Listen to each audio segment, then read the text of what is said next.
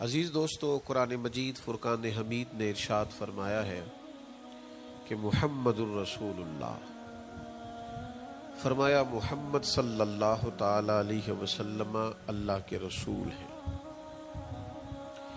نبی اکرم صلی اللہ تعالی علیہ وسلم کی رسالت، حضور کی نبوت، نبی پاک صلی اللہ تعالی علیہ وسلم کے خاتم النبیین ہونے اور حضور سید عالم علیہ السلام کے امام الانبیاء ہونے کی گواہیاں جگہ جگہ اللہ کے قرآن نے بیان فرمائی ہے۔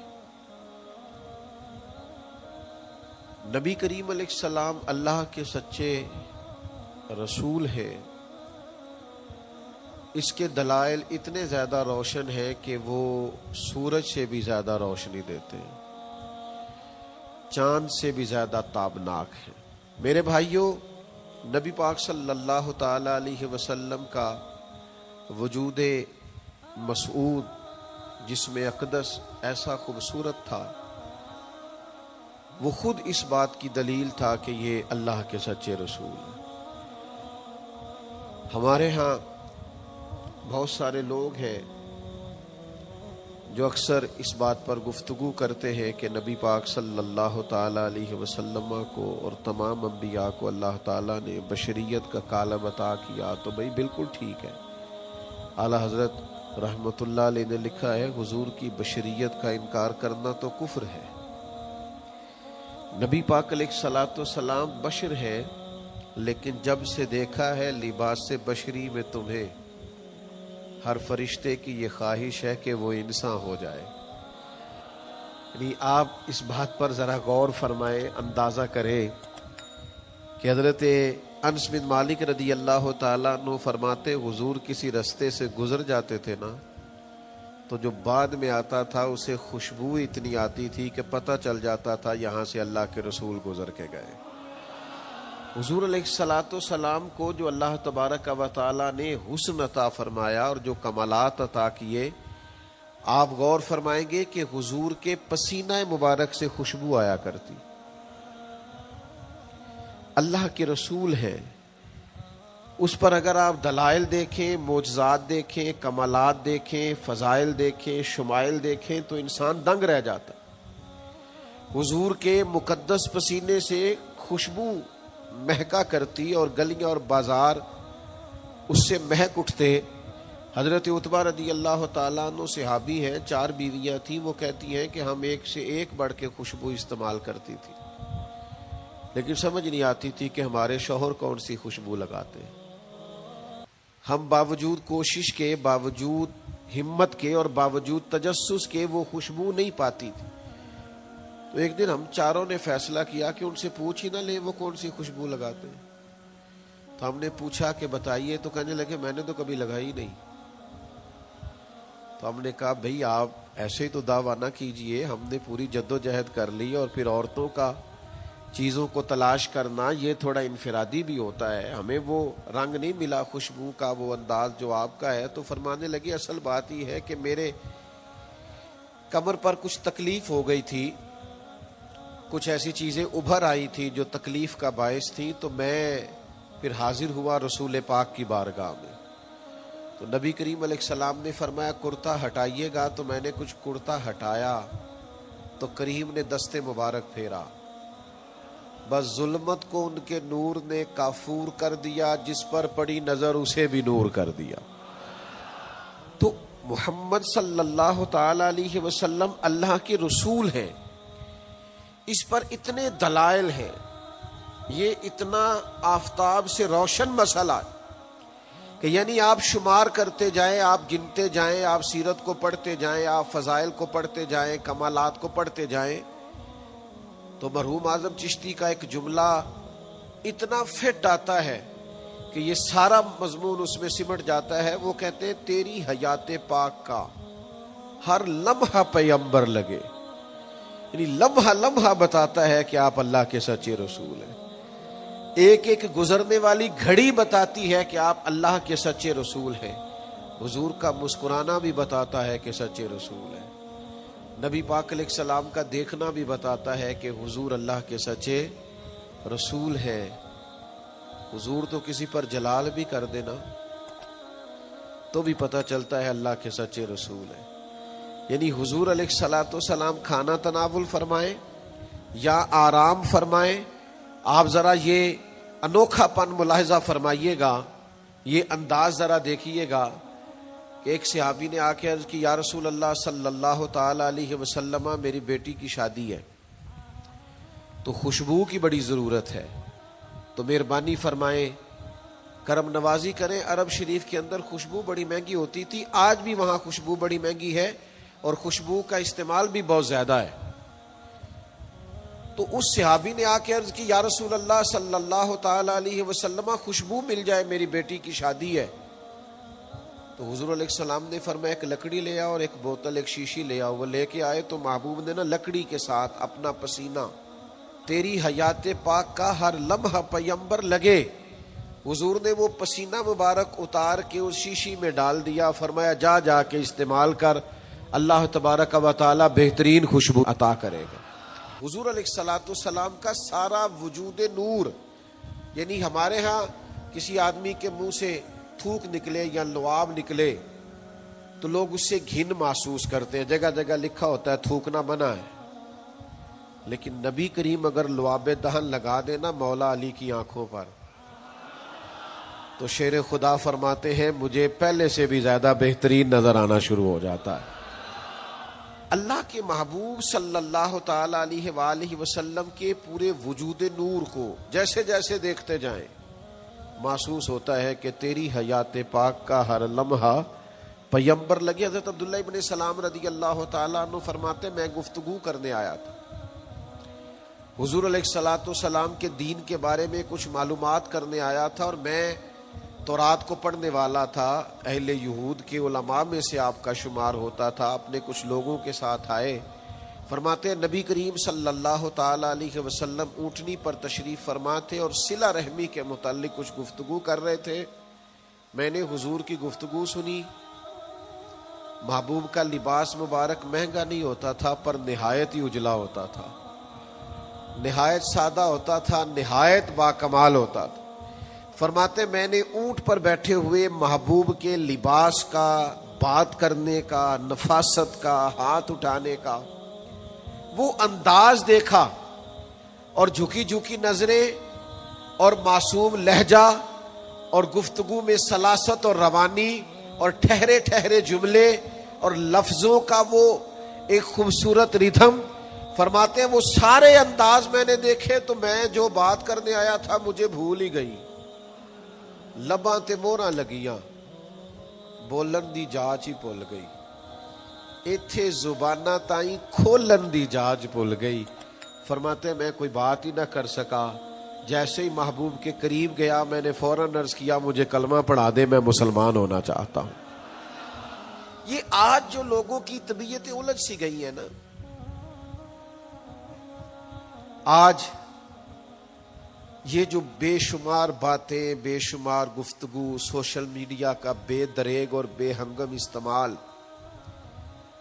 اور ذہن کو ہر وقت تھکائے رکھنا اور طبیعت کو ہر وقت اوور تھنکنگ کرتے کرتے اپنے آپ کو پریشان کر دینا، یہ جو ساری بے چینی ہے، یہ جو سارا اضطراب ہے، یہ جو ساری ہماری طبیعتیں الجھ سی گئی ہے. ہر آدمی کو دوسرا دشمن نظر آتا ہے اور ہر ایک کو دوسرا اپنا مخالف دکھائی دیتا ہے، اور معاشرے کے اندر بسنے والا ہر آدمی لالچی دکھائی دیتا ہے. محسوس ہوتا ہے سارے شہرت کے لیے لگے ہوئے ہیں، سارے اقتدار کی جنگ لڑ رہے. یہ جو ہماری ساری بدگمانیاں ہیں اس کی بنیادی وجہ یہ ہے کہ ہم ادھر ادھر تو کھول کے دیکھتے ہیں، اپنے محبوب کی بارگاہ کی طرف نہیں دیکھتے. ہم جب حضور علیہ السلام کی پرکیف شخصیت کو دیکھیں گے، فضائل دیکھیں گے، کمالات دیکھیں گے، معجزات دیکھیں گے، نعت پاک کی طرف توجہ کریں گے، اخلاق عالیہ کو دیکھیں گے، حسن کردار کو دیکھیں گے. دنیا میں وہ لوگ بڑے عظیم ہوتے ہیں جو نبی پاک علیہ الصلوۃ والسلام کی محبت میں پوری طرح محو ہو جاتے ہیں. آپ یقین کریں جو دروازہ رسول تک پہنچ جاتے ہیں ان کا سفر ہی ختم ہو جاتا ہے. جو حضور کی بارگاہ تک پہنچ جاتے ہیں ان کے ذہن کی مشقت پھر ختم ہو جاتی، انہیں منزل نصیب ہو جاتی. وہ لوگ اس طرح کے ہو جاتے ہیں کہ اب زندگی میں ایک ٹھہراؤ آ گیا، اب سکون نصیب ہو گیا، اب اطمینان قلبی مل گیا، اب مقصود ہاتھ آ گیا ہے، منزل مل گئی ہے. نوجوانوں بہت زیادہ نہ الجھا کرو یار، بہت زیادہ پریشان نہ ہوا کرو.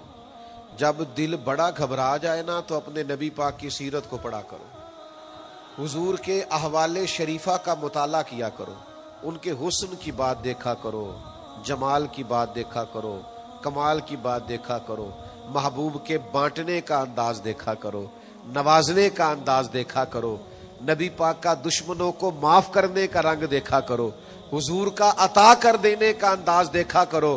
معاشرے میں، سوسائٹی میں ہر طرف بے راہ روی ہے، سارے دشمن ہیں، لیکن محبوب تبلیغ بھی اطمینان سے کرتے ہیں،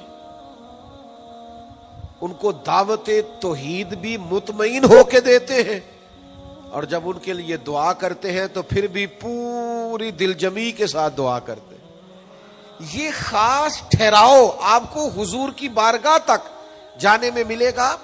ہم نا رسمی سی محفل کرتے ہیں، رسمی سا میلاد، رسمی سا معراج، رسمی سی سیرت، رسمی سی باتیں.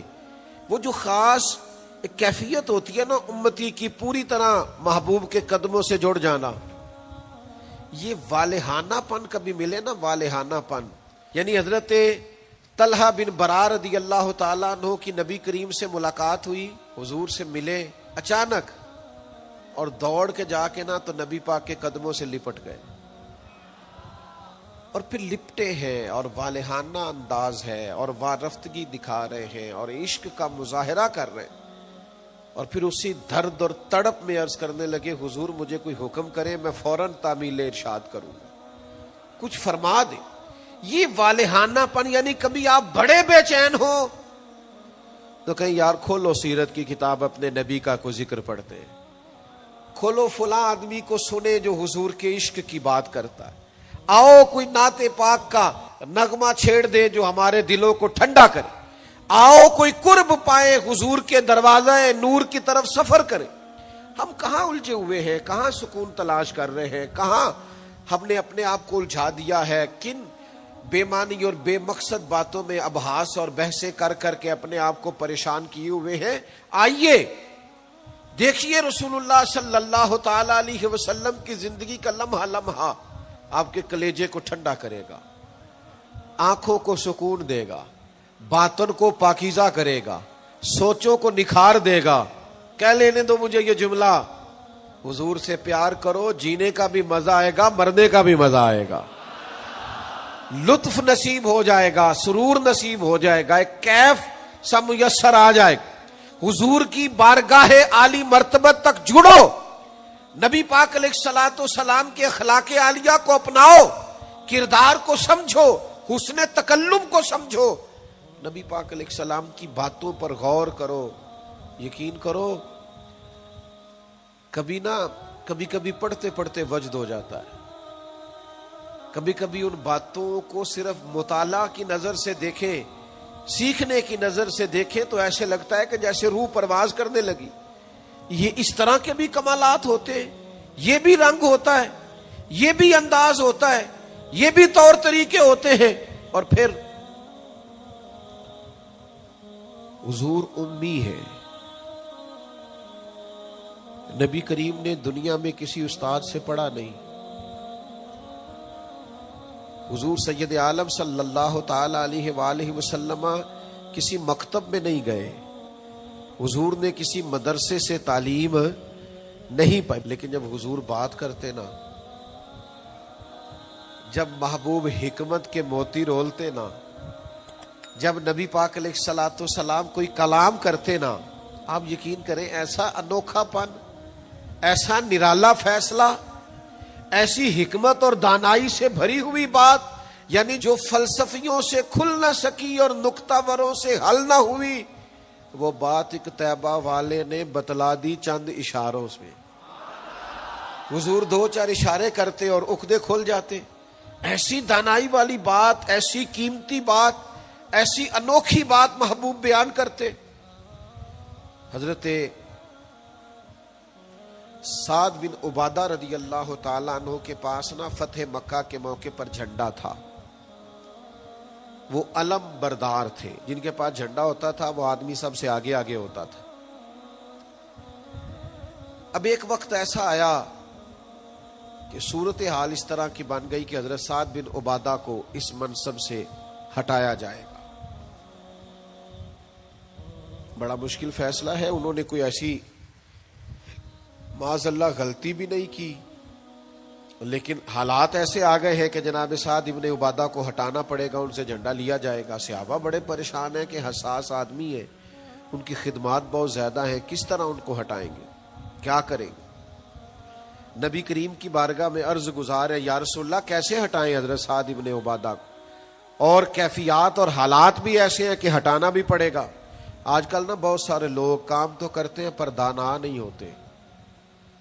جذباتی فیصلے، جذباتی باتیں، ایموشنل گفتگو، وقتی طور پر چیزوں کو بہتر کرنا، اور بس وقتی طور پر آج گزارا ہو کل دیکھی جائے گی، لیکن چیز کی گہرائی تک، اس کی اصل تک نہیں اترتے، اس کے سارے لوازمات کو نہیں دیکھتے، قبل از وقت منصوبہ بندی نہیں کرتے. ہمارا مزاج نہیں ہوتا، ہم ٹھہراؤ اپنی زندگی میں نہیں لاتے. نبی پاک چونکہ اللہ کے رسول ہیں، ہر لمحہ حضور کا پیغمبر لگتا ہے. اب حضرت سعد ابن عبادہ کو ہٹانا ہے اور ان کی جگہ کسی اور کو مقرر کرنا ہے، اور بندہ بھی بڑا حساس ہے اور بات بھی کوئی ایسی نہیں، تو کیا کریں. پتہ ہے نبی کریم علیہ السلام نے کیا کیا؟ حضور فرمانے لگے کوئی پریشانی نہیں، ہٹا دیتے سعد ابن عبادہ. حضور نے بلایا، فرمایا سعد میرا ارادہ بنا ہے کہ جھنڈا آپ سے لے لیا جائے. حضرت سعد ابن عبادہ نے ابھی گردن جھکائی تھی تو حضور فرمانے لگے میرا ارادہ ہے آپ سے لے کے آپ کے بیٹے کو دے دیا جائے. جو فلسفیوں سے کھل نہ سکا، جو نکتہ وروں سے حل نہ ہوا، وہ راز ایک طیبہ والوں نے بتلا دیا چند اشاروں میں. اور تیرے آگے ہے یوں دبے لچے فصحا عرب کے بڑے بڑے، کوئی جانے منہ میں زبان نہیں بلکہ جسم میں جان نہیں. ایسا کمال فیصلہ، ایسا انوکھا فیصلہ. اچھا جس فیصلے سے وہ پریشان ہو سکتے تھے نا کہ مجھے ہٹایا جا رہا ہے، جب انہیں پتا چلا نا کہ میری جگہ پہ میرا بیٹا آ رہا ہے، وہ اتنا خوش اپنے جھنڈا اٹھانے پہ نہیں تھے جتنا اپنے بیٹے کے جھنڈا اٹھانے پہ راضی ہو گئے. ان کی طبیعت مچل گئی. نبی پاک صلی اللہ تعالی علیہ وسلم کے پیغمبر ہونے پر، نبی ہونے، ایسے دلائل، ایسے کم، آپ جس زاویے سے دیکھیں ششدر رہ جائے گے، حیران رہ جائیں گے، پیار ہو جائے گا. کچھ ایسے مصنفین بھی گزرے ہیں معاذ اللہ ثم معاذ اللہ، جو مسلمان نہیں تھے، غیر تھے، کلمہ نہیں پڑھتے تھے، معاذ اللہ استغفر اللہ، نقل کفر نہ باشد، تنقید کی اینک لگا کے انہوں نے حضور کی سیرت کو پڑھا، لیکن اس نظر سے پڑھا پھر بھی مدینے والے کے غلام ہو گئے. یہ کہنے پر مجبور ہو گئے کہ نہ بھائی ایسا کوئی محبوب کہیں ہوگا نہ کہیں ہے، بیٹھا ہے چٹائی پہ مگر عرش نشیں ہے. نبی پاک علیہ السلام. پھر ایک اور بات، حضور امی ہے لیکن ایسی کمال بات کرتے، ایسا انفرادی فیصلہ کرتے کہ دنیا حیران رہ جاتی. پھر جو عظمت کردار ہے نا، بلندی یہ کردار، مجھ سے ناراض نہ ہوئیے گا، بہت سارے لوگ ہیں جو باتیں بڑی زبردست کرتے ہیں، گفتگو میں کوئی ان سے جیت نہیں سکتا. ان کا لب و لہجہ ایسا ہوتا ہے کہ شاید کسی بڑے سے بڑے عالم فاضل کو بھی بولنے نہ دے، لیکن عمل کی باری آتی ہے تو کمزور ہوتے ہیں. باتیں بیسیوں آتی ہیں، درجنوں آتی ہیں، نماز کا ٹائم ہوتا ہے تو بہانے بازی کرتے ہیں، وہ میرے کپڑے نہیں ٹھیک، بس دعا کرے انشاءاللہ شروع کر دوں گا، کہانیاں سناتے ہیں. کیوں اتنے بھولے بنتے ہیں؟ ہمیں سمجھ آتی ہے کہ آپ گفتار کے غازی ہیں، آپ باتوں میں صرف ساری چیزیں سیدھی رکھتے ہیں، آپ اس جگہ پہنچ ہی نہیں پا رہے. عمل، کردار، یہ بھی ایک مبلغ ہوتا ہے. آپ کا کردار بھی تبلیغ کرتا ہے، آپ کا لب و لہجہ بھی، حضرت امام جعفر صادق رضی اللہ تعالیٰ عنہ سے ایک شخص نے کہا تھا میں دین کی تبلیغ کرنا چاہتا ہوں، مجھے بتایا کیا کروں؟ تو امام جعفر صادق رضی اللہ تعالیٰ عنہ فرمانے لگے دین کی تبلیغ کرنی ہے تو بڑا آسان نسخہ ہے، دین پہ عمل کرنا شروع کر دے، تبلیغ ہونی شروع ہو جائے گی۔ لیکن ہم نا عمل کی دنیا میں بڑے کمزور ہوتے ہیں، قربان جائیں۔ حضور علیہ الصلوۃ والسلام نے جس معاشرے میں آنکھ کھولی تھی وہ جہلا کا معاشرہ تھا، ظلم تھا، ستم تھا، بربریت تھی۔ ان لوگوں کی سوچیں، ان کی باتیں، ان کا ظالمانہ مزاج بڑا انوکھا تھا۔ لیکن کمال کی بات ہے نا، چاروں جانب لوگوں کا مزاج ظالمانہ تھا، لیکن محبوب کو اللہ نے رحمت بنا کے بھیجا۔ ہر طرف لوگ ناانصافی کی بات کرتے تھے، لیکن محبوب نے انصاف کے بول کو ہمیشہ بالا رکھا، اس ترازو کو ہمیشہ بلند رکھا۔ ہر طرف لوگ حق کھا جاتے تھے، لیکن محبوب نے فرمایا حق کھایا نہیں جائے گا، حق دلایا جائے گا۔ کردار دکھایا، کردار۔ وہ جو تیری جان کے دشمن ہیں وہ بھی کہتے ہیں، وہ جو تیری جان کے دشمن ہیں وہ بھی کہتے ہیں امین تو ہے، صداقت کی آبرو تو ہے۔ دشمن بھی کہتے ہیں سچے تو بہرحال ہیں، امانت دار تو بہرحال ہیں، غلط بات تو بہرحال نہیں کرتے۔ یعنی دشمن بھی اگر اٹھ کے گواہی دے کہ اگر کسی نے کمال دیکھنا ہے تو آمنہ کے لال کو جا کے دیکھو، اگر کسی نے انصاف دیکھنا ہے، اگر کسی نے دھرتی پہ حسن دیکھنا ہے تو عبداللہ کے در یتیم کو دیکھو۔ وہ بھائی آپ سمجھے نا، عظمت کردار کے وہ موتی جو حضور نے عطا کی۔ دیکھیے باہر والوں نے جب دلیلیں مانگی تو حضور نے معجزات دکھائے، اور جب اپنوں نے دلیلیں مانگی، مکے والوں نے، قریش والوں نے، اپنے قبیلے والوں نے دلیل مانگی، آپ نبی ہیں تو دلیل کیا ہے؟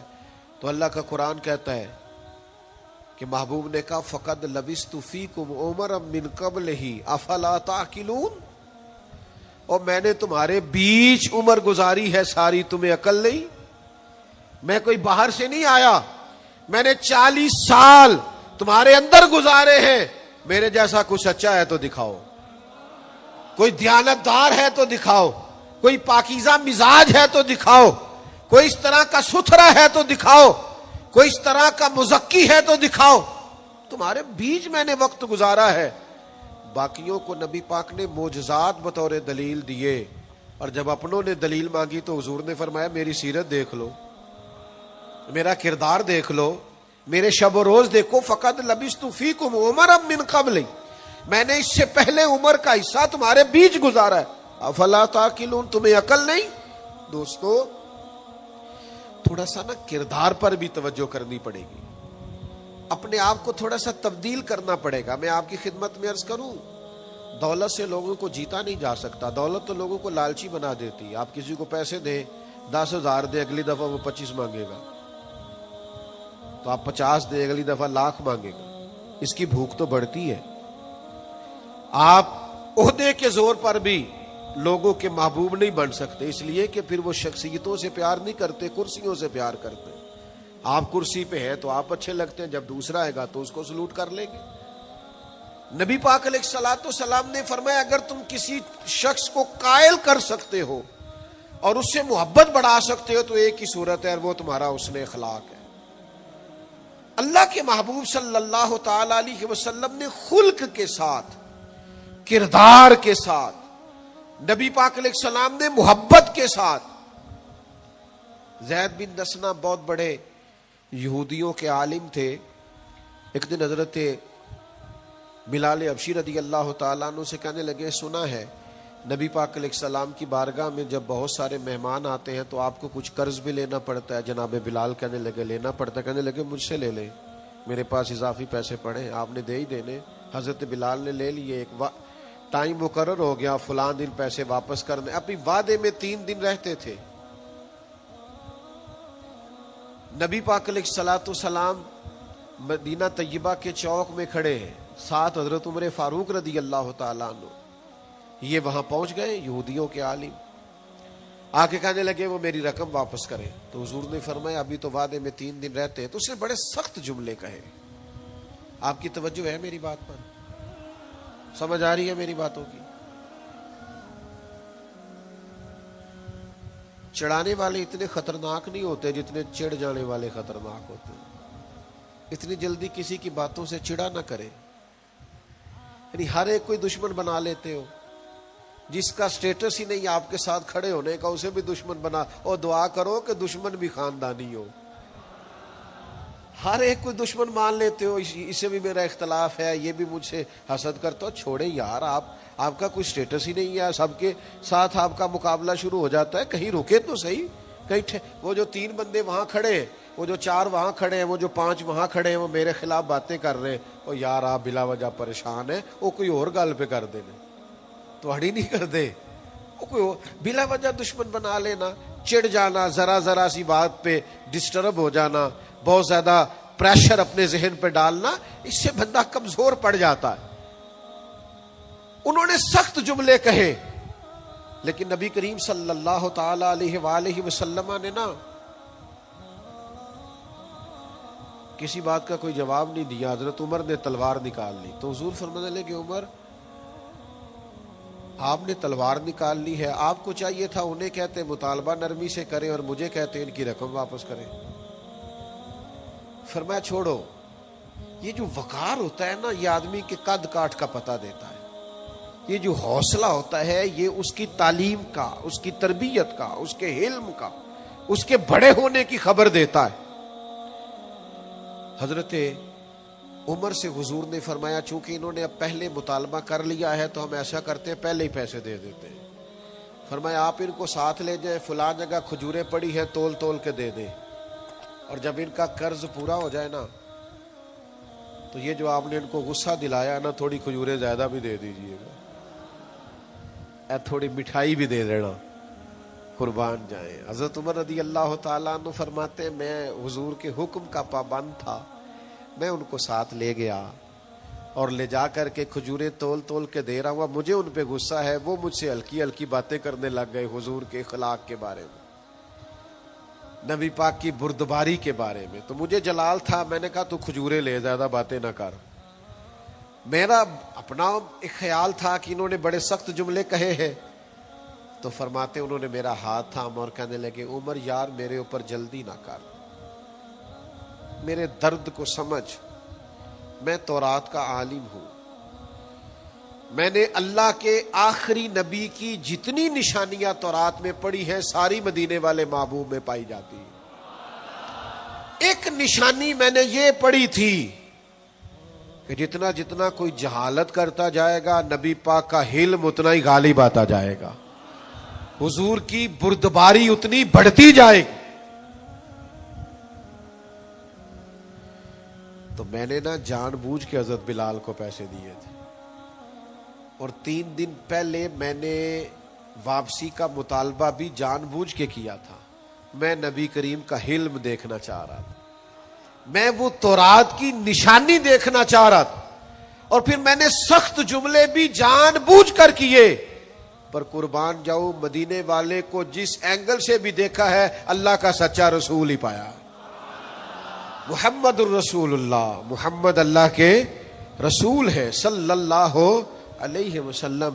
اب وہ کہنے لگے جناب عمر سے مجھے لے جائے نا, میں نے حضور کا کلمہ پڑھنا ہے, مجھے لے جائے بارگاہ تک, میں نے نبی پاک علیہ السلام کی غلامی کا پٹا گلے میں ڈالنا ہے. تو میرے بھائیوں نبی پاک علیہ السلام کی بارگاہ تک رسائی پائیے, حضور کی عالی مرتبت بارگاہ کی طرف اپنے آپ کو لے کر کے جائیے. آج اگر ہم اطمینان چاہتے ہیں ذہنی طور پر بھی, قلبی طور پر بھی, روحانی طور پر بھی, فکری طور پر, تو ایک ہی راستہ ہے, اپنے آپ کو حضور سے وابستہ کریں. ہم جس طرح کی آزمائشوں کا دن رات شکار ہے, اور جس طرح سے ہمیں نئی نسل الجھی ہوئی, بے چین, بے قرار اور مضطرب نظر آتی, اس کا کوئی اور حل نہیں ہے. اس کا ایک ہی حل ہے کہ مرنے کی طرف دیکھ, نہ جینے کی طرف دیکھ, جب چوٹ لگے دل پہ تو مدینے کی طرف دیکھ. اپنا تعلق حضور سے جوڑیے، اپنا رشتہ نبی کریم سے جوڑیے. میں آپ کی خدمت میں عرض کروں گا، وقت نکال کے درود پاک پڑھا کریں، وقت نکال کے حضور کی سیرت کا مطالعہ کیا کریں، ٹائم نکال کر کے نبی پاک صلی اللہ علیہ وسلم کی نعت شریف کو پڑھا کریں، وقت نکال کر کے حضور کی بارگاہ کی طرف بڑھا کریں. جب تک ہم یہ سارے کام نہیں کریں گے اطمینان نہیں پائیں گے. اور پھر جیسے جیسے حضور کو پڑھو گے، نبی پاک کو سنو گے، دین کی صداقت سمجھ میں آئے گی. آپ کو سمجھ لگے گی کہ آپ اس دین کے ماننے والے ہیں